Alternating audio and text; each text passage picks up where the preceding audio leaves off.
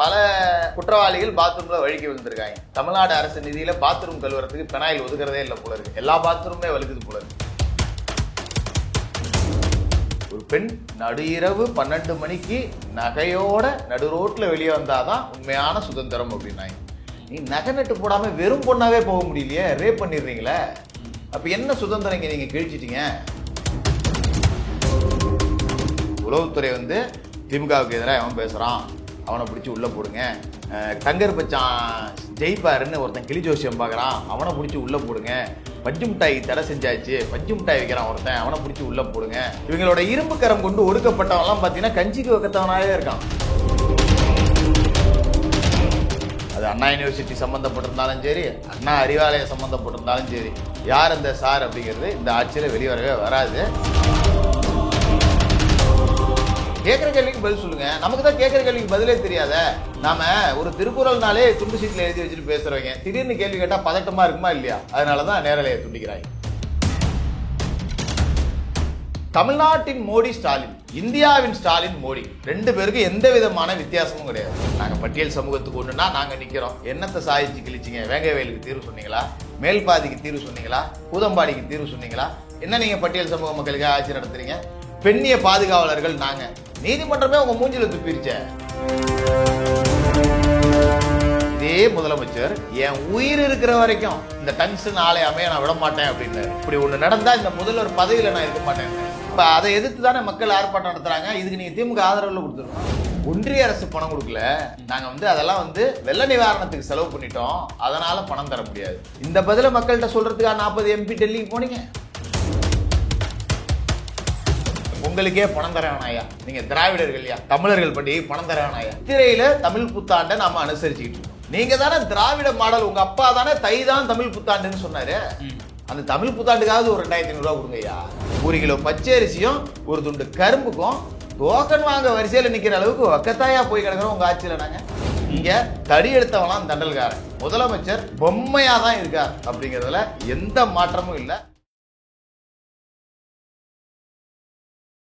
உலகம் முழுமைக்கும் பரவி வாழும் வள்ளுவம் வலைக்காட்சி சொந்தங்கள் அனைவருக்கும் வணக்கம். அரசியல் பேசு நிகழ்ச்சிக்கு உங்களை வரவேற்பதில் மகிழ்ச்சி. இன்று நம்மோடு இணைந்திருக்கிறார் அரசியல் விமர்சகர் வெங்கி ரத்தினம் அவர்கள். வணக்கம் சார். வணக்கம். நல்லா இருக்கீங்களா? நல்லா இருக்கேன். அண்ணா யூனிவர்சிட்டி விவகாரம் தொடர்ந்து பெரும் சர்ச்சையாக போயிட்டு இருக்கு. யார் அந்த சார்ன்றது 2025 ஒரு பெரும் பேசு பொருளா, அதாவது நியூ இயர் அன்னைக்கு யார் அந்த சார்ன்றது பெரும் பேசு பொருளாவே மாறிடுச்சு. எல்லா எதிர்கட்சிகளும் ஒற்றை கேள்வி கேட்கிறாங்க, யார் அந்த சார் அப்படின்னு.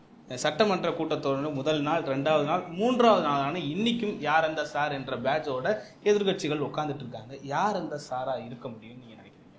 அதாவது திமுகவினருக்குன்னு சில குணம் இருக்கு. இப்ப உங்க பேர் என்னன்னு உங்கள்ட்ட கேட்டா என்ன சொல்லுவீங்க? ராபின்சன். உங்க பேரை தான் சொல்லுவீங்க, சரிங்களா? அவங்க கிட்ட உங்க பேர் என்ன சொல்ற அப்படின்னு கேட்டீங்கன்னா, ஏன் அவங்ககிட்ட எல்லாம் கேட்க மாட்டியான்னு கேட்பாங்க. இந்த மாதிரியான புத்தி உள்ளவர்கள். சரி, யார் அந்த சார் அப்படின்னா, விசாரணை நடத்தி யார் அந்த சார், விசாரணையின் முடிவுல அப்படி ஒரு சார் யாரும் இல்ல, அதுக்கு தகுந்த ஆதாரங்கள் இதுதான் அப்படிங்கறத மக்கள் முன்னாடி வெளிப்படுத்திட்டா இந்த யார் இந்த சார் அப்படிங்கிற பேச்சுக்கே வேலை இல்லை. சரி. ஆனா திமுகவினர் நாம கேட்கக்கூடிய கேள்விகள் எதுக்குமே நேரடியா பதில் சொல்லக்கூடிய பழக்கமே கிடையாது. இதுதான் அக்மார்க்கு கருணாநிதி தனம் அப்படிங்கிறது. இப்ப யார் அந்த சார் அப்படின்னா, இப்ப சிட்டி கமிஷனர் என்ன பேட்டி கொடுத்தாரு அப்படின்னு பாத்தீங்கன்னா, அவன் கைது செய்யப்பட்டு அடுத்த 2வது நாள் பேட்டி கொடுக்கிறார். அப்படி ஒரு சார் இல்ல, அவன் அந்த பொண்ணை மிரட்டுறதுக்காக ஃபேக்கா போன்ல பேசியிருக்கான், அவனோட போன் பிளைட் மோட்ல இருந்துச்சு அப்படின்னு பேசினார். சம்பந்தப்பட்ட இந்த சம்பவத்துக்கு ஐஓ விசாரணை அதிகாரி சிட்டி கமிஷனரா? இல்ல. கோட்டூர்புரம் இன்ஸ்பெக்டர் இல்ல கோட்டூர்புரம் எஸ்ஐ யாராவது விசாரணை அதிகாரிகளா இருப்பாங்க, இல்ல அந்த பகுதியை சேர்ந்த டிஎஸ்பி இருக்காரு. இவ்வளவுதான் விசாரணை அதிகாரி. இவங்க விசாரிச்சே முடிக்கல. முடிச்சாங்க, காலை உடைச்சாச்சு, அவனை கொண்டு உள்ள வச்சாச்சு. அவனை விசாரிக்கவே பிடிச்சாங்க, அடிச்சாங்க, காலை உடைச்சாங்க. முதல் நாள் விசாரிச்சாங்க, விட்டுட்டாங்க. வீட்டுக்கு போடா தம்பி அப்படின்னு. அங்க உள்ள திமுகவோட வட்ட செயலாளர், அங்க உள்ள திமுகவோட வழக்கறிஞர் யாராவது எப்படா என் கட்சிக்காரனை நீ பிடிக்கலான்னு போய் பஞ்சாயத்து பண்ணிருப்பான், விட்டுருப்பாங்க. அப்ப இது ரொம்ப சீரியஸா போகுது அப்படிங்கிறோடனே அடுத்த நாள் பிடிக்கிறாங்க, காலை உடைச்சோன்னு சொல்லி கொண்டு போய் ரிமாண்ட் பண்ணியாச்சு. அந்த கட்டும் பாத்தீங்கன்னா பேண்ட கூட அவுக்காமலா காலை உடைச்சு கட்டு போட்டிருப்பாங்க, மாவு கட்டு. எனக்கு தெரிஞ்சு மாவு கட்டுங்கிறது இவ்வளவு மொத்தம் இருக்கும். அவனுக்கு என்னமோ துணியை சுத்தன மாதிரி இருக்கு, அதுலயே சந்தேகம் அப்படிங்கிறது இருக்கு. இதெல்லாம் உங்களுக்கு சந்தேகம் ஏற்படுதா? ஆமா, இதுல என்ன இருக்கு? சந்தேகம்னு பட்டா எல்லாத்தையும் சந்தேகப்படணும், எல்லாத்தையும் சந்தேகப்படவும் கூடாது, எதையும் சந்தேகப்படாம இருக்கவும் கூடாது. சரிங்களா? இத்தனோடு மாவு கிட்ட நான் பார்த்ததே இல்லை. நீங்க பல குற்றவாளிகள் பாத்ரூம்ல வழுக்கி விழுந்திருக்காங்க. இந்த தமிழ்நாடு அரசு நிதியில பாத்ரூம் கழுவுறதுக்கு பெனாயில் ஒதுக்குறதே இல்லை போல இருக்கு. எல்லா பாத்ரூமே வழுக்குது போல இருக்கு. அடுத்த பட்ஜெட்லயாவது அதுக்கு நிதி ஒதுக்கி பாத்ரூம்லாம் கொஞ்சம் வழுக்காத அளவு கிளீன் பண்ணி வைப்பாங்களா அப்படிங்கிறதையும் பார்க்கணும். அந்த குற்றவாளிக்கு அந்த கட்டு அப்படிங்கிறது பாத்தீங்கன்னா கை கட்டு போட்டிருக்கான். மாலையில எடுக்கப்படுற புகைப்படத்துல பாத்தீங்கன்னா கையில கட்டு இல்லை. அப்புறம் நான் சந்தேகப்படாம எப்படி பட முடியும்? ரெண்டாவது, சம்பந்தப்பட்ட அந்த குற்றவாளியோட போன் பிளைட் மோட்ல இருந்துச்சு அப்படின்னாரு. ஏன் அவன் 2 போன் வச்சிருந்துருக்க கூடாது? 2 போன் வச்சுக்கிறதுக்கு பெரிய கோடீஸ்வரனா இருக்கணும்னு ஏதாவது அவசியமா என்ன? ஏன் அவன் 2 போன் வச்சிருக்க கூடாது?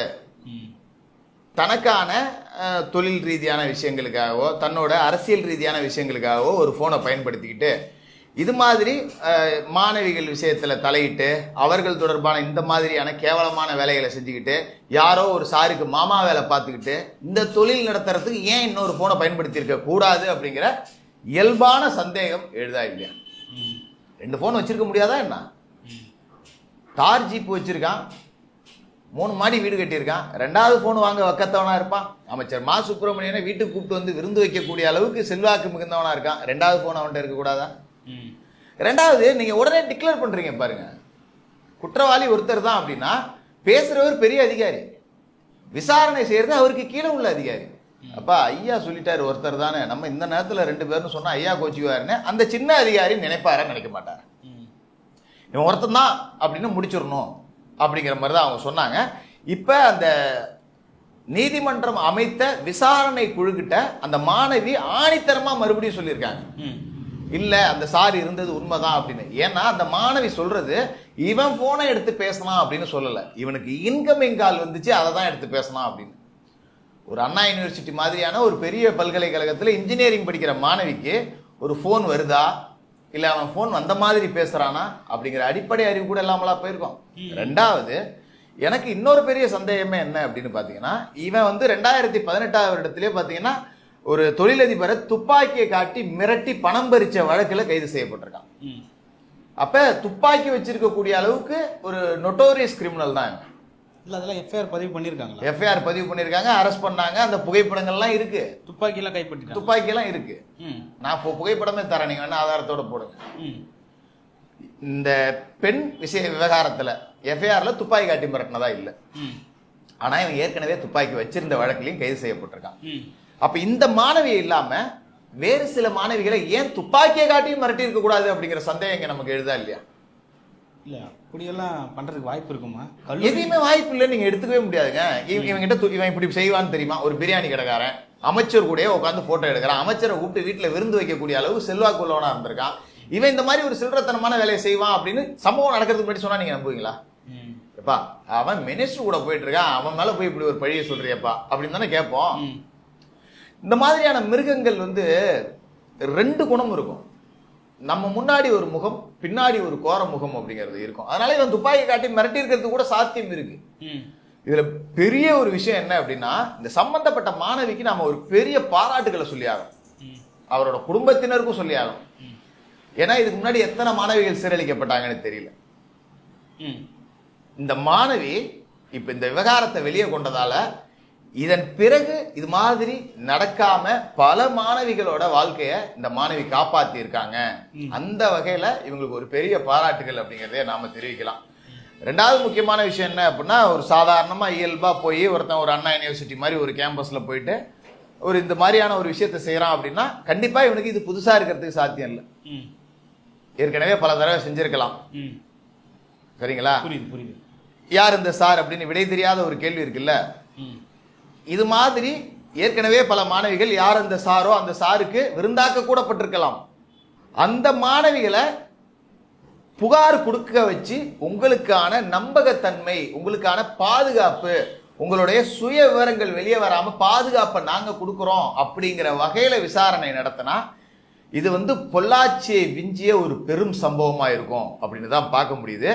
இந்த எஃப்ஐஆர் லீக் ஆனது கூட இப்ப தொழில்நுட்ப கோளாறு அப்படின்னு சொல்லிட்டாங்க. அதை நம்ம ஏத்துக்கிறோம். கமிஷனர் சொல்றாரு, கோர்ட்டும் அதை ஏத்துக்கிச்சு. அதனால அதை நாம விமர்சிக்க போறதில்ல. ஆனா இந்த எஃப்ஐஆர் லீக் பண்ணது சட்டப்படி குற்றம் தானே. கமிஷனர் பேசும்போது எஃப்ஐஆர் லீக் செய்தவர்களை நாங்க சட்டப்படி நடவடிக்கை எடுக்கணும்னு சொல்லுவார்ல. இந்த 14 பேர் பத்திரிகையாளர்கள் தான். அந்த 14 பேர் மீது எடுக்கப்பட்ட நடவடிக்கை என்ன? இன்ன வரைக்கும் இந்த மாதிரியான கேள்விகள் வெளியே வந்திருக்கா? அந்த 14 பேர் மேல ஏன் நடவடிக்கை எடுக்கல? யார் அந்த எஃப்ஐஆர் ரிலீஸ் பண்ணது? தொழில்நுட்ப கோளாறு கசிஞ்சிருச்சு அப்படிங்கிற ஒரு பதிவு. தொழில்நுட்ப கோளாறால கசிஞ்சாலும் அதை டவுன்லோடு பண்ணி டீட்டெயில் வெளியே விட்டவர்கள் யாரு? அவங்க மேல நடவடிக்கை எடுத்துருக்கணும்ல. சம்பந்தப்பட்ட மாணவியோட குடும்பத்துக்கு நாங்க ஒரு எஃப்ஐஆர் காப்பி கொடுத்தோம் அப்படின்னு சொல்லிட்டு விக்டிம் பிளேம் பண்ற வேலையும் இங்க நடக்குது.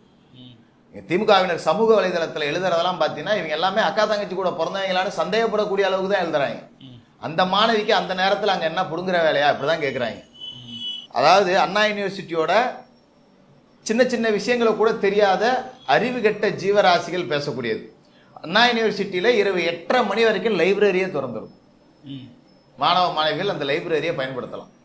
ஏன் 8:30 மணிக்கு லைப்ரரி போயிட்டு வர்ற வழியில இந்த சம்பவங்கள் நடந்திருக்க கூடாது? ஏன் ஒரு காதலனோட பேசிட்டு இருக்கிறது பெரிய கொலை குற்றமா என்ன? இல்ல புரியுது. இருந்தாலும் அந்த பாழடைஞ்ச பில்டிங்க்கு பின்னாடி இருக்கக்கூடிய அந்த இடத்துல பாழடைஞ்ச பில்டிங் எல்லாம் கிடையாது.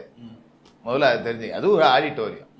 அந்த பகுதியில கொஞ்சம் நீங்க பாத்தீங்கன்னா கவர்னர் மாளிகையா பாத்தீங்கன்னா பெரிய ஃபாரஸ்ட் மாதிரி தான் இருக்கும். அந்த பக்கம் ஐஐடி பாத்தீங்கன்னா அப்படிதான் இருக்கும். அது மாதிரி அண்ணா யூனிவர்சிட்டிலையும் பிற்காலத்துல கட்டிடம் கட்ட தேவைப்படலாம் அப்படின்னு முன்கூட்டியே எடுக்கப்பட்ட நிலம் அப்படிங்கிறது கொஞ்சம் வனப்பகுதி மாதிரி அப்படியே இருக்கு. செடி கொடிகள் வளர்ந்து கொஞ்ச நேரம் தனிமையில பேசி இருந்திருக்கலாம் அப்படின்னு போலாம். இதுல என்ன தப்பு இருக்கு? அவன் காதலனோட போனா தப்பு இல்ல, சும்மா பேசி இருந்திருக்கா. அதுக்காக நீ என்ன வேணாலும் செஞ்சிருவியா? அதாவது ஒரு பெண் தனக்கான முடிவை எடுக்கும் போது அவ அழகா தெரிவா. அதெல்லாம் முடியாது, நீ எப்படி இங்க போன அப்படின்னு நீ கேட்க, நீங்க யாரு கேட்கறதுக்கு முதல்ல அது? இல்ல இதே பாதிக்கப்பட்டவங்க உங்க அக்காவோ தங்கச்சியாவோ இருந்தா நீ எதுக்கடி அங்க போனேன்னு கேள்வி கேட்பீங்களா? ஒரு பெண் நடு இரவு 12 மணிக்கு நகையோட நடு ரோட்ல வெளியே வந்தாதான் உண்மையான சுதந்திரம் அப்படின்னாங்க. நீ நகை நட்டு போடாம வெறும் பொண்ணாவே போக முடியலையே, ரேப் பண்ணிடுறீங்களே. அப்ப என்ன சுதந்திரம் இங்க நீங்க கிழிச்சிட்டீங்க? எத்தனை வருஷத்துக்கு முன்னாடி சுதந்திரம் அடைஞ்சோம்? 3/4 நூற்றாண்ட வந்துட்டோம். இன்னும் தனிமையில கூட பெண்கள் போக முடியாத சூழல் தானே இருக்கு. இந்த அண்ணா நகர் சிறுமி பாலியல் வன்புணர்ச்சி விவகாரம் உங்களுக்கு தெரியும். இன்னைக்கு அந்த சம்பந்தப்பட்ட வழக்குல பாதிக்கப்பட்ட பெண்ணோட உறவினர்களை பெற்றவர்களை நிர்வாணமா சித்திரவதை பண்ணிருக்காங்க ஒரு பெண் காவல் ஆய்வாளர். ஏன்டா கம்ப்ளைண்ட் கொடுத்தேன்னு அந்த பாதிக்கப்பட்ட அந்த சிறுமியோட பெற்றோர்களை நிர்வாணப்படுத்தி சித்திரவதை பண்ணி அடிச்சிருக்காங்க. இந்த விவகாரம் நீதிமன்றத்துக்கு தெரிய நீதிமன்றம் சூமோட்டோவா கேஸ் எடுக்குது. இந்த வழக்கு விசாரணை தமிழ்நாடு போலீஸால ஒழுங்கா நடக்காது, எங்களுக்கு தமிழக காவல்துறை மேல நம்பிக்கை இல்லை அப்படின்னு சொல்லிட்டு சிபிஐக்கு வழக்கை நீதிமன்றம் பரிந்துரைக்குது. இன்னைக்கு அந்த பெண் காவல் ஆய்வாளர் நேற்று கைது செய்யப்பட்டிருக்காங்க. ராஜி அவங்க பேர். நேற்று தான் கைது செய்யப்பட்டிருக்காங்க இந்த வழக்குக்காக. இத்தனை நாளா கைது செய்யல, நேற்று கைது நடவடிக்கை அப்படிங்கிறது எடுக்கப்பட்டிருக்கு. அப்ப ஒரு சிறுமி பாலியல் வன்புணர்வு செய்யப்படுறா அப்படின்னா, இப்ப இந்த மாணவி தனிமையில போனா திமுக காரங்க சொல்ற ரூட்லயே நான் வரேன் தப்புன்னு பேசிக்கும். அந்த சிறுமி எங்கடா போச்சு சொல்லுங்க? 10 வயசு சிறுமி கிட்ட என்னத்தை பாக்குறீங்க? அதாவது குறிப்பிட்ட ஞானசேகர் திமுக காரன், எல்லா கட்சியிலையும் இந்த மாதிரி பித்தலாட்டம் பண்றவன், பிச்சைக்கார பயலுங்க, பொய் பேசுறவனுங்க, திருடனுங்க எல்லா கட்சியிலையும் இருப்பான். இது அவன் தனிப்பட்ட தவறுகள். அதுக்காக குறிப்பிட்டு நான் அவன் திமுகவை பிளேம் பண்ணி எல்லாம் பேசல. ஆனா அதை மறைக்கணும்னு நினைக்கிற பாரு, அங்கதான் கருணாநிதி தளம் ஒளிஞ்சிருக்குன்னு நான் பாக்குறேன். இப்ப இந்த அண்ணா நகர் சிறுமி சம்பந்தப்பட்ட விவகாரத்துல அந்த பகுதியை சேர்ந்த அதிமுக வார்டு செயலாளர் குற்றவாளிக்கு ஏதோ ஹெல்ப் பண்ணார். அது சம்பவத்துல நேரடி தொடர்பு இல்ல, குற்றவாளிக்கு ஏதோ காவல் நிலையத்தில் உதவி செஞ்சாரா, என்ன உதவின்னு தெரியல, அது இன்னும் வெளியில வரல. அவரை கைது செஞ்சு எல்லா ஊடகங்களையும் குற்றவாளிக்கு துணை போன அதிமுக வட்ட செயலாளர் கைதுன்னு வருது.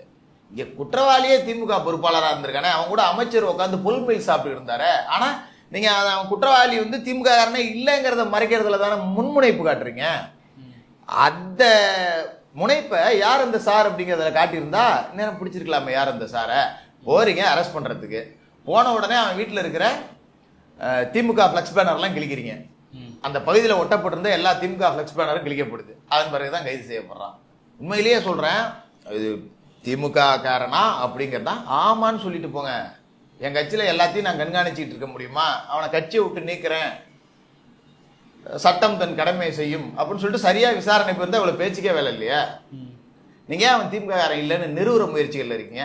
அமைச்சர் உட்காந்து அவன் வீட்டுல சாப்பிட்டுட்டு இருக்காரு. சரி, போட்டோ எடுக்கிறது எல்லாரும் எடுத்துடலாங்க. இப்ப நான் வந்தேன்னா அவங்க கூட போட்டோ எடுத்துட்டு போயிடலாம். நான் எங்கேயோ ஒரு தப்பு பண்றேன், அதனால நீங்களும் அதுக்கு உடனே நான் சொல்ல முடியாது இல்லையா? யாருமே சொல்ல முடியாது, அதான் உண்மை. அமைச்சர் வந்து அவன் கட்சிக்காரனே இல்லை அப்படிங்கிறது.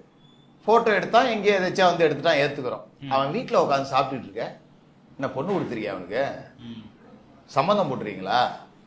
இல்ல அவன் அக்கா தங்கச்சி எதையாவது நீங்க கல்யாணம் பண்ணிருக்கீங்களா? அவன் வீட்டுக்கு எப்படிங்க போய் சாப்பிடுவீங்க?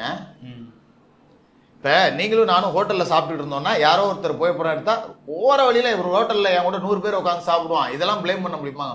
நீங்க என் வீட்டுக்கு வந்து சாப்பிடுறீங்க அப்படின்னா ஒண்ணு என்னோட அழைப்பின் பேர்ல வந்திருக்கணும், இல்ல என் குடும்பத்துல உள்ள யாரோடைய அழைப்பின் பேர்லயா வந்திருக்கணும். ஏதாவது ஒரு தொடர்பு அப்படிங்கிறது இருந்திருக்கணும். அதான உண்மை. ஏன்னா மா சுப்பிரமணியம் சோத்துக்கு வழி இல்லாமலா போய் போற வர வீட்டுலாம் உட்காந்து சாப்பிட்டு இருந்தாரு. இல்ல அங்க ஏதோ வந்து திமுக சார்ந்த நிகழ்ச்சி ஏதோ நடந்ததாவோ அங்க அவர் போனதாவோ தான். திமுக சார்ந்த நிகழ்ச்சியில வந்து துணை மேயரும் மா சுப்பிரமணியம் மட்டும்தான் போய் நின்னாங்களா? 2 பேர் தானே உட்காந்து சாப்பிட்டு இருந்தாங்க. உங்க கேள்வியிலேயே பதில் இருக்கு. திமுக சார்ந்த நிகழ்ச்சிக்கு போய் அங்க உட்காந்துருக்கீங்கன்னா அவன் திமுக சார்ந்தவன் தானே? சொல்லுங்க. திமுக சார்ந்த நிகழ்ச்சின்னா மா சுப்பிரமணியரும் துணை மேயர் மகேஷ்குமாரும் மட்டும் போய் அங்க உட்காந்து சாப்பிட்டாங்களா? திமுக சார்பு நிகழ்ச்சி இவங்க 2 பேருக்கு தான் பட்டா போட்டு எழுதி கொடுத்துருக்கா. அந்த ஏரியாவில் ஏதாவது நிகழ்ச்சின்னா நீங்க 2 பேர் மட்டும் போங்கப்பா, 200 ரூபா உடன்பிறப்புகளை கூட யாரையும் கூட்டு போகாதீங்க, நீங்க 2 பேர் மட்டும் போய் விழாவை சிறப்பிச்சுட்டு வாங்கன்னு அனுப்பி வச்சாங்களா? திமுக சார்ந்த நிகழ்ச்சி. திமுக சார்ந்த நிகழ்ச்சிக்கு போனீங்கன்னா உனக்கு அவன் வீட்டுல என்ன வேலை? எங்கேயாவது உண்ணாவிரதம் நடந்திருக்கும் திமுக சார்ந்த நிகழ்ச்சியில. பசிக்குதா தலைவரை, நம்ம வீட்டுல தனியா ஸ்பெஷல் மீல்ஸ் போட்டிருக்கேன், வாங்க சாப்பிட்டுட்டு வந்து மறுபடியும் உண்ணாவிரதத்தை கண்டினியூ பண்ணலான்னு உட்கார வச்சிருந்தீங்களா? அப்படிதானே நம்மளால பார்க்க முடியுது. மறைக்கக்கூடிய விஷயங்களை ஏங்க செய்ய? ஆமாங்க, அவன் திமுக காரன், அவன் என் கட்சியில இருந்தான், விசுவாசமா நான் சொல்ற வேலையை செஞ்சுக்கிட்டு இருந்தான், அவன் இப்படி பண்ணுவான்னு நான் கனவுல கூட நினைக்கல அப்படின்னு மா சுப்பிரமணியமே பேசிருக்கலாமே. இதுல என்ன தப்பு இருக்க போது சொல்லுங்க? என் கட்சிக்காரன் தான், எனக்கு நல்ல வேண்டிய பையன் தான், நல்ல கட்சிக்கு உழைப்பான், விசுவாசமா இருப்பான்னு நினைச்சேன், இவன் இப்படி இருப்பான்னு நான் கொஞ்சம் கூட நினைச்சு பார்க்கல அப்படின்னு சொல்லி இந்த விஷயத்த முடிச்சிருக்கலாமா? முடிச்சிருக்க கூடாதா?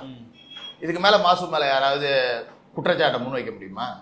வைக்க முடியாது தானே. இன்னமும் சொல்றேன், இது உளவுத்துறையோட மிகப்பெரிய தோல்வி. எந்த அடிப்படையில அப்படின்னா, இவன் வந்து இப்ப இன்னைக்கு போலீஸ் சொல்லிட்டு இருக்காங்க, இவன் பள்ளிக்கரணையில ஒரு வீட்டை உடைச்சு திருடி இருக்கான், பல இடங்கள்ல கொள்ளையடிச்சிருக்கான், இவன் மேல 30 வழக்குகள் இருக்கு அப்படின்னு சொல்றாங்க. 30 வழக்குகள் இருக்குன்னா அவன் ஒரு சரித்திர பதிவேடு குற்றவாளி. இவனை எப்படி துணை முதல்வரோட புகைப்படம் எடுக்கிற வரைக்கும் அனுபவிச்சாங்க, மா சுப்பிரமணிய வீட்டுல போய் இவன் வீட்டுல போய் சாப்பிடுற அளவுக்கு எப்படி உளவுத்துறை வேடிக்கை பார்த்துக்கிட்டு இருந்தது? நோட் போட்டுருக்கணுமா இல்லையா? மினிஸ்டர் சொல்லிருக்கணுமா இல்லையா? இவனுக்கு பக்கத்துல சேர்க்காதீங்க, அவன் மேல ஏகப்பட்ட கேஸ் இருக்கு, நாளைக்கு ஏதாவது சிக்கலாயிடும். உளவுத்துறை சொல்லியிருந்தா இந்த அவமானம் தேவையா உங்களுக்கு? இது உளவுத்துறையோட தோல்வி. 2வது, உளவுத்துறை அப்படிங்கிறது ரொம்பவே மோசமா போயிடுச்சுன்னே சொல்லலாம். சமீபத்தில் திருநெல்வேலி நீதிமன்ற வாசல்லையே மாயாண்டின்னு ஒருத்தன் வெட்டி கொல்லப்பட்டான். அந்த சம்பவம் தெரியுங்களா உங்களுக்கு? ராஜாமணி அப்படிங்கிற ஒருத்தர் கொல்லப்பட்டிருக்காரு. அந்த கொலையை செஞ்சது இப்ப கொலையான மாயாண்டி.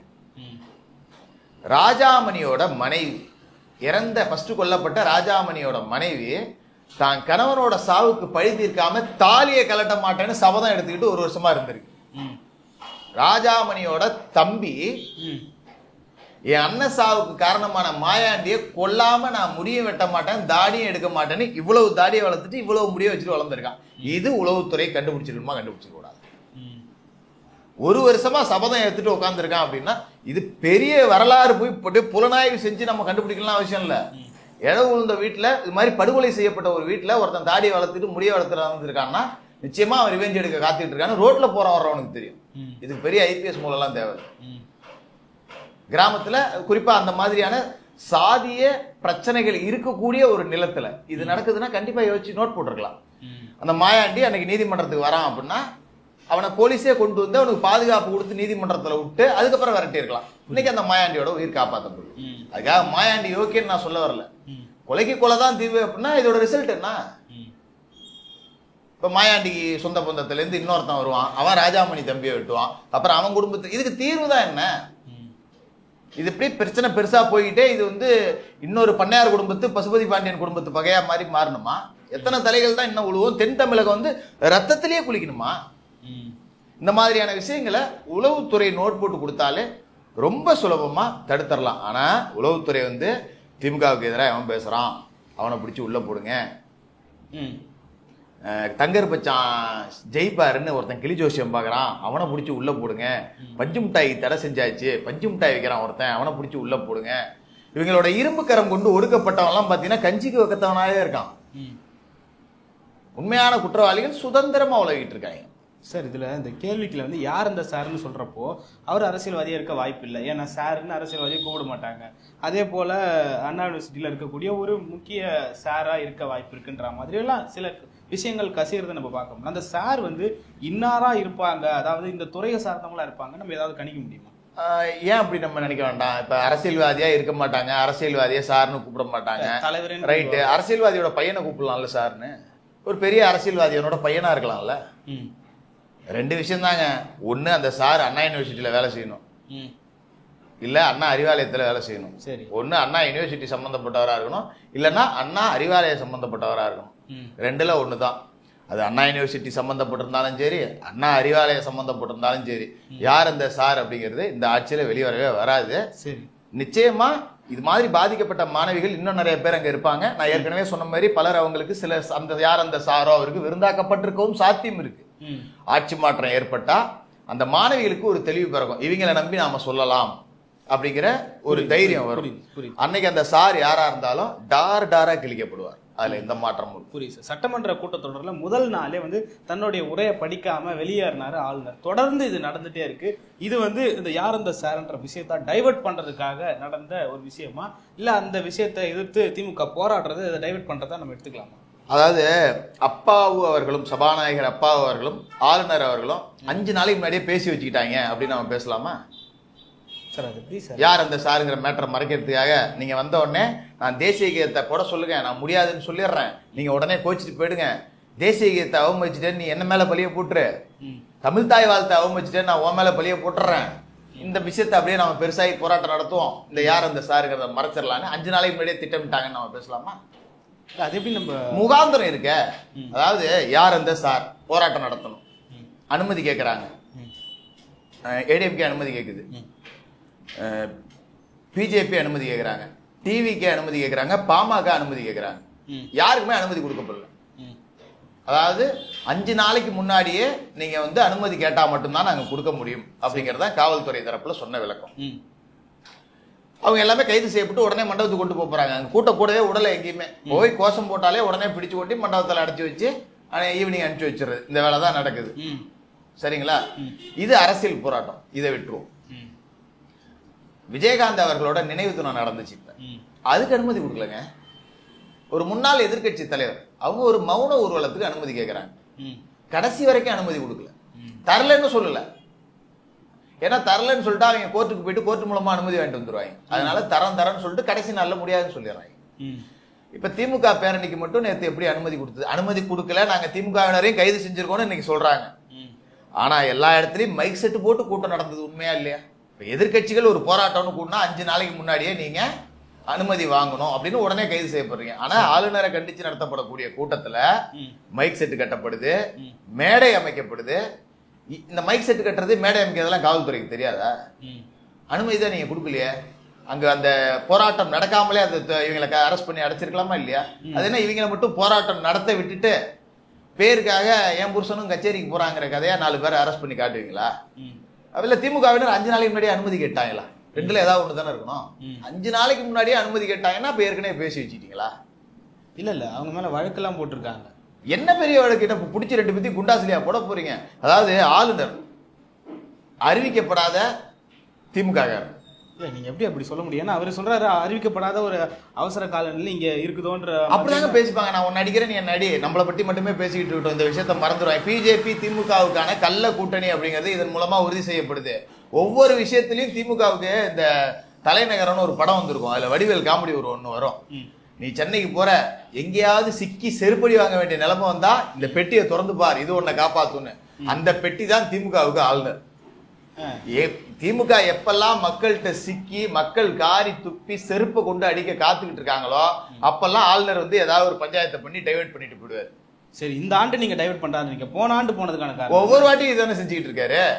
போன வாட்டி அங்க நடந்த இஷ்யூ, அப்ப நடந்தக்கூடிய இஷ்யூவை மறைக்கிறதுக்கு ஒவ்வொரு சட்டசபை கூட்டத்தோட நடக்கும் போதும் எதிர்கட்சிகள் முக்கியமான மக்கள் பிரச்சனைகளை முன்னெடுத்து போராட்டம் நடத்துறாங்க.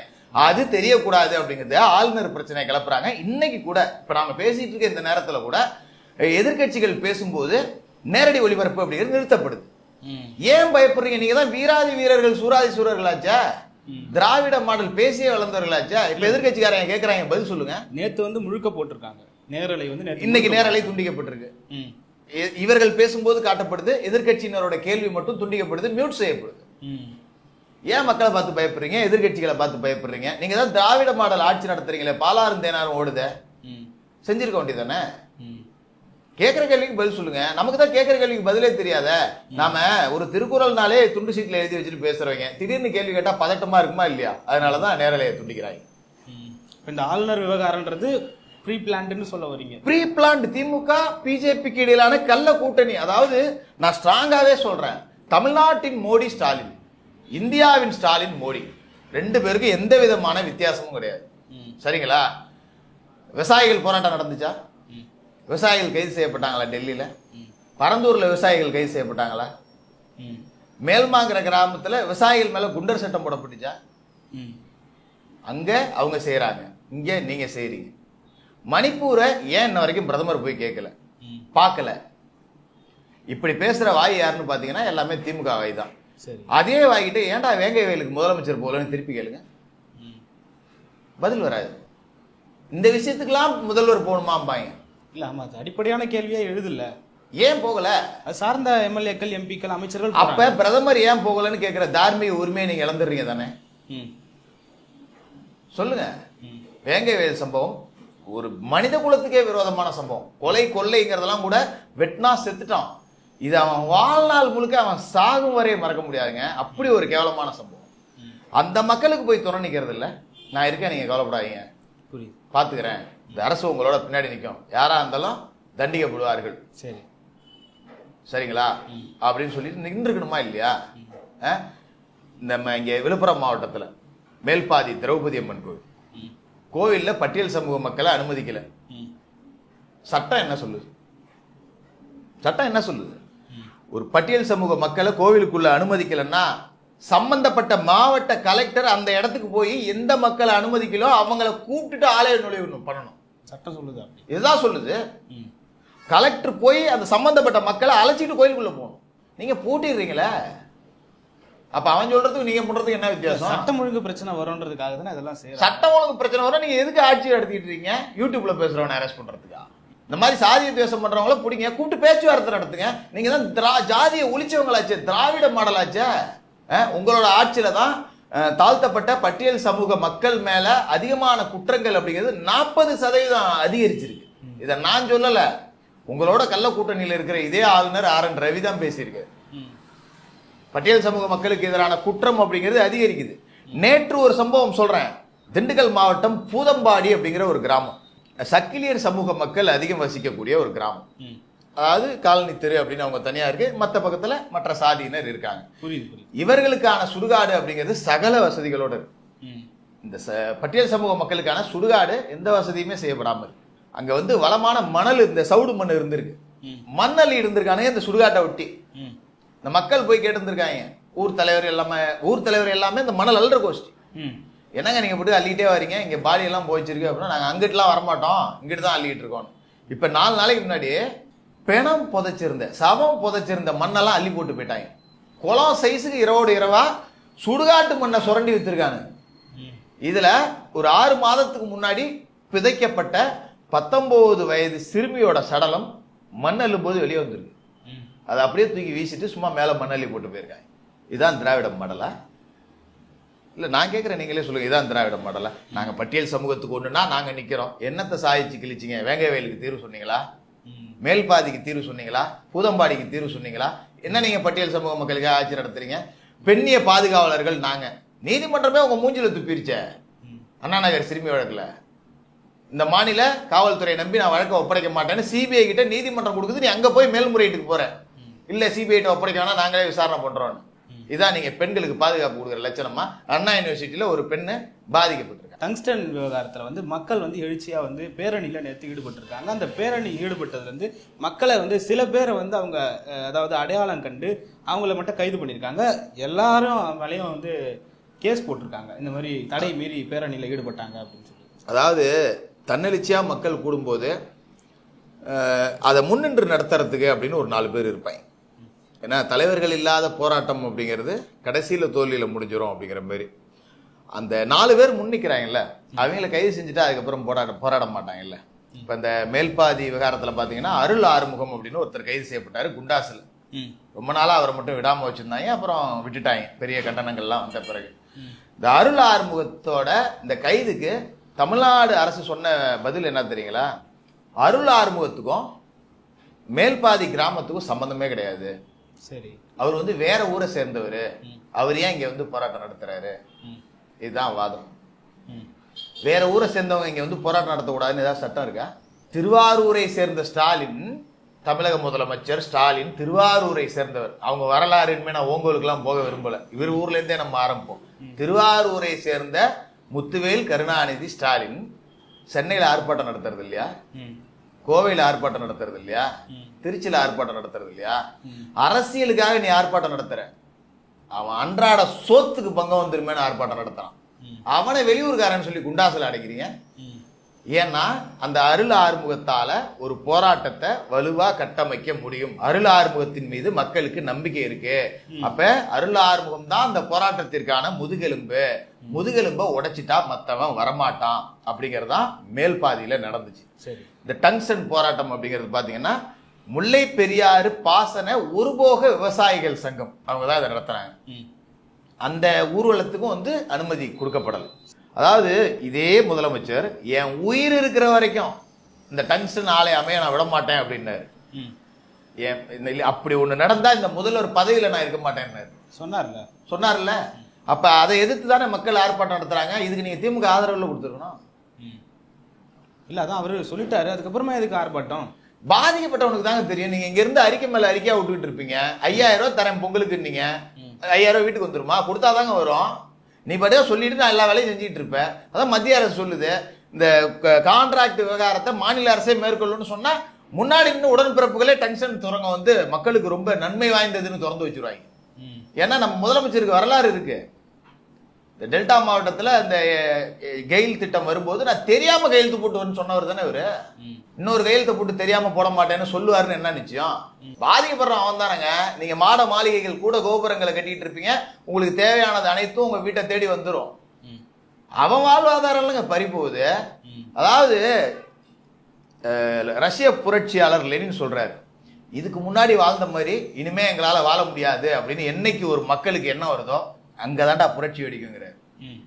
இதுக்கு முன்னாடி உங்களை நம்பி நம்பி நம்பி ஏமாந்து போயிட்டான். இப்ப இனிமே உங்களை நம்ப தயாரா இல்லடா, இனிமே உங்களை நம்பி எங்களால வாழ முடியாது, எங்களை நாங்களே காப்பாத்திக்கிறோம் அப்படின்னு தான் அங்க புரட்சி வெடிச்சிருக்கு. அப்படிதான் இந்த டங்ஸ்டன் விவகாரத்தை நம்மளால பார்க்க முடியும். அங்க முக்கிய போராளிகள் முன்னாடி நின்று செய்யக்கூடியவர்களை கைது செய்ய வழக்கு போடக்கூடிய வேலைகள் நடக்குது. ஆனா பெரிய அளவுல இது அமைச்சரெல்லாம் முடியாது. ஏன்னா மக்கள் வந்து இப்ப தன்னெழுச்சியா எல்லாம் போராட்டம் நடத்த ஆரம்பிச்சுட்டாங்க. இது வந்து இதுக்கான விதை அப்படிங்கிறது ஜல்லிக்கட்டு போராட்டத்திலே தூவப்பட்டுருச்சு.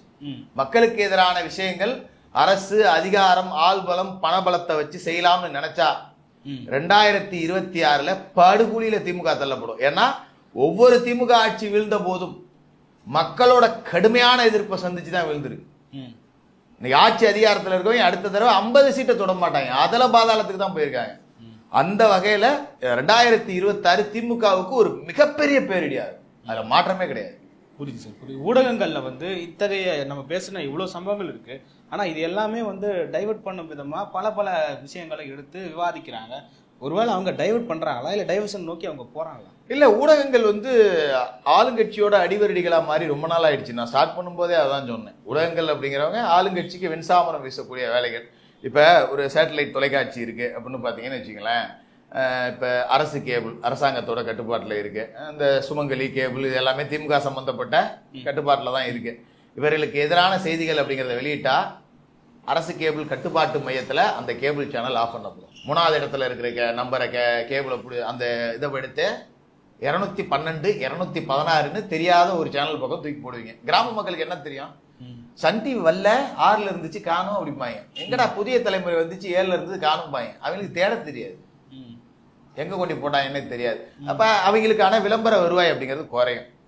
அதனால அவர்களால அரசுக்கு ஆதரவு இல்லாம செயல்படவே முடியாது. நீங்க பத்திரிகை துறை எடுத்துக்கிட்டீங்கன்னா, டெய்லி நியூஸ் பேப்பர் எடுத்துக்கிட்டீங்கன்னா, ஒரு 5 ரூபாய்க்கு நியூஸ் பேப்பர் 6 ரூபாய்க்கு விற்கிது இன்னைக்கு. அந்த பேப்பரோட விலையை 6 ரூபாயோட அதிகம். அதை வச்சுட்டு செய்திகளை சேகரித்து அதுக்கு ரிப்போர்ட்டரை பார்த்துக்கிட்டு அதுக்கு டைப் பண்ணிக்கிட்டு அதை கிளியர் பண்ணுறதுக்கு ஆட்களை வச்சுக்கிட்டு அதுக்கு ஒரு எடிட்டர் வச்சுக்கிட்டு இவ்வளோத்தையும் பண்ணி பார்த்தீங்கன்னா அந்த பேப்பரோட விலை அப்படிங்கிறது 20 ரூபா வந்துடும். 20 ரூபாய்க்கு மக்கள் வாங்க மாட்டாங்க. ஒரு பேப்பர் 15 ரூபாய்க்கு நட்டத்தில் தான் வைக்கிறாங்க. அப்போ அந்த 15 நட்டத்தை சரி பண்ணுறதுக்கு இவங்களுக்கு என்ன தேவைப்படுதுன்னா அரசு விளம்பரங்கள். அரசு விளம்பரம் வந்தாதான் அதை வச்சு இந்த நட்டத்தை சரி கட்ட முடியும். ஆளுங்கட்சிக்கு எதிரான செய்தி போட்டால் அரசு விளம்பரம் வராது. யார் தான் நட்டத்துக்கு தொழில் நடத்துவா? அப்போ வேற வழி இல்லாமல் இவங்க எல்லாமே அடிமைப்படுத்தப்படுறாங்க. ஆனால் கொஞ்சமாவது அதில் ஜனநாயகம் அப்படிங்கிறது ஒன்று இருந்தால் நல்லா இருக்கும் அப்படின்னு தான் எதிர்பார்க்குறேன். ஆனால் இருக்குமான்னு தெரியல. பொங்கல் பரிசு தொகை அறிவிச்சிருக்காங்க சார். அது நம்ம சொல்ல போனோம்னா 1 கிலோ பச்சை அரிசியும் புழுங்கல் அரிசியும் ஒரு முழு கரும்பும் தரேன்னு சொல்லிட்டு அறிவிச்சிருக்காங்க. இந்த பொங்கல் பரிசு நீங்க எப்படி பாக்குறீங்க? எதிர்கட்சிகள் விமர்சிக்கிறாங்க, அதாவது 5000 35,000 சொல்லி விமர்சிக்கிறாங்க. நீங்க எப்படி பாக்குறீங்க? அதாவது இது தமிழர் பண்டிகை. திராவிட மாடலுக்கு தமிழர்கள்னாலே ஆகாது. சரி, 2500 ரூபாய் எடப்பாடி பழனிசாமி அவர்கள் கொடுத்தப்ப 5000 கொடுக்க சொல்லி பேசின அதே வாய் தான் இப்ப ஆட்சியாளர்களா உட்கார்ந்துருக்கு. இப்ப 5000 ஏன் கொடுக்கல அப்படின்னா இவங்க தான் நான் ஏற்கனவே சொன்னல பழிய தூக்கி பிஜேபி மேல போட்டுருவாங்க அப்படின்னு. ஒன்றிய அரசு பணம் கொடுக்கல, நாங்க அதெல்லாம் வெள்ள நிவாரணத்துக்கு செலவு பண்ணிட்டோம், அதனால பணம் தர முடியாது. இந்த பதில மக்கள்கிட்ட சொல்றதுக்காக 40 MP டெல்லிக்கு போனீங்க. ஒன்றிய அரசிட்ட பேசி பணம் வாங்க. நீங்க தான் பாசிச பாஜகவை அறுத்து தள்ளக்கூடிய போராளிகளாச்சே. அங்க போய் பாராளுமன்றத்தை முடக்குங்க. இல்ல, நிதி பற்றாக்குறைன்றது ஏத்துக்கக்கூடிய விஷயம் தானே. நிதி பற்றாக்குறைங்கிறது ஏத்துக்கொள்ள வேண்டிய விஷயம்.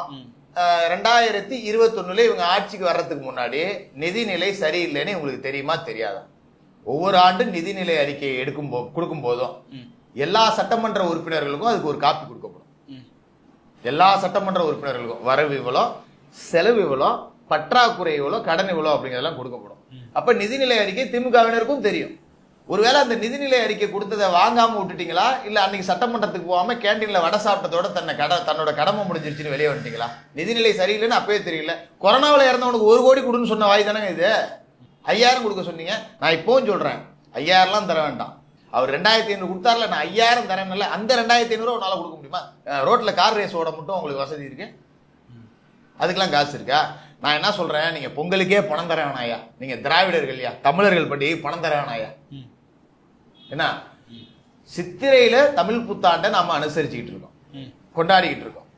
நீங்க தானே திராவிட மாடல், உங்க அப்பா தானே தை தான் தமிழ் புத்தாண்டுன்னு சொன்னாரு. அந்த தமிழ் புத்தாண்டுக்காவது ஒரு 2500 ரூபா கொடுங்கய்யா. நீங்க பொங்கலுக்கு தர வேணாம். உங்க அப்பா சொன்னார்ல தமிழ் புத்தாண்டு தைலன்னு, அதுக்காக 2500 ரூபா கொடுங்க. இன்னைக்கு சிந்து சமவெளி நாகரிகம் திராவிட நாகரிகம் அப்படிங்கிறதுக்கான ஆதாரத்தை எடுத்துட்டு வாங்க. 10 மில்லியன் நான் தரேன்னு முதலமைச்சர் சொல்றாரு. அது எப்படி தமிழர் நாகரிகம் எல்லாத்துலயுமே உங்க திராவிட ஸ்டிக்கர் ஒட்டிக்கிட்டே இருக்கீங்க? சிந்து சமவெளி மக்கள் வணங்கின கடவுள் என்ன? சூரிய கடவுளை வணங்கினாங்க. தையில நாம என்ன கடவுளை வணங்குறோம்? அதே சூரிய கடவுளுக்கு தான் நாம விவசாயத்துக்காக சூரியன் நமக்கு ஒத்துழைப்பு கொடுத்தது நன்றின்னு. அப்ப சிந்துவெளி நாகரிகம் அப்படிங்கிறதே தமிழர்களுடைய நாகரிகம். அதை திராவிட நாகரிகமா நிறுவி அதுல திராவிட ஸ்டிக்கரை ஒட்டுறதுக்கு 10 மில்லியன் நீங்க கொடுப்பீங்க. ஆனா பாவப்பட்ட மக்கள் இந்த பொங்கல் வைக்கிறதுக்கு உங்களால 2500 ரூபா கொடுக்க முடியாது. 1 கிலோ பச்சை அரிசியும் ஒரு துண்டு கரும்புக்கும் டோக்கன் வாங்க வரிசையில நிக்கிற அளவுக்கு வக்கத்தாயா போய் கிடக்குறோம் உங்க ஆட்சியில. நாங்க திரும்ப திரும்ப திரும்ப சொல்றேன், மோஸ்ட் அன்பாப்புலர் கவர்மெண்ட் இன் தமிழ்நாடு அப்படின்னா ஸ்டாலின் அவர்களோட இந்த கவர்மெண்ட் தான். இங்க தடி எடுத்தவனாம் தண்டல்காரன். முதலமைச்சர் பொம்மையா தான் இருக்கார் அப்படிங்கிறதுல எந்த மாற்றமும் இல்லை. இந்த கவர்மெண்ட் தூக்கி எறியப்படணும். திமுகவோட அழிவே தமிழர்களுக்கான விடியல் அப்படின்னு தான் நான் சொல்றேன். பாப்போம் சார். நடப்பு கால அரசியல் குறித்து விவாதித்ததுக்கு நன்றி. மற்றும் ஒரு காணொலி சந்திப்போம். நன்றி.